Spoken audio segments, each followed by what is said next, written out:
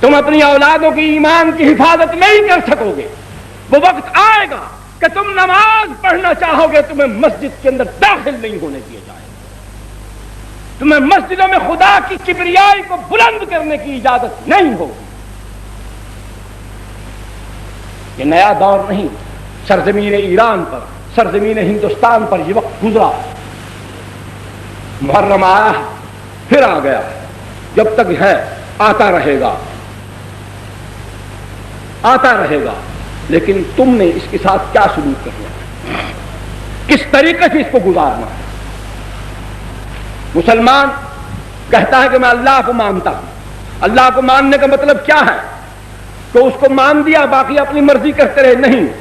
ان الذین قالوا ربنا اللہ ثم استقاموا، وہ لوگ جنہوں نے اللہ کو اپنا پالنہار مانا، بس پھر اس کے بعد اسی پر ڈٹ گئے کہ اب خالق وہی، مالک وہی، رازق وہی، رحیم وہی، کریم وہی، عظیم وہی، رحمان وہی، سبحان وہی، حنان وہی، دیان وہی، منان وہی، سب کچھ وہی ہے. مؤمن وہی، مہیمن وہی، عزیز وہی، جبار وہی، قہار وہی، خالق وہی، باری وہی، مصور وہی، سب کچھ وہی ہے.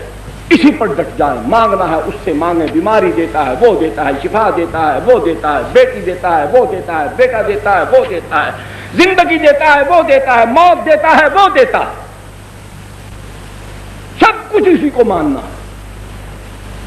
اس خدا نے اپنے پیارے بندے بتا دیے، اپنی عبادت کا طریقہ بتا دیا، نبی بھیج دیا، اپنے پیاروں سے تعلقات کیسے رکھنے ہیں اس کا طریقہ پیغمبر کے ذریعے سے بتا دیا.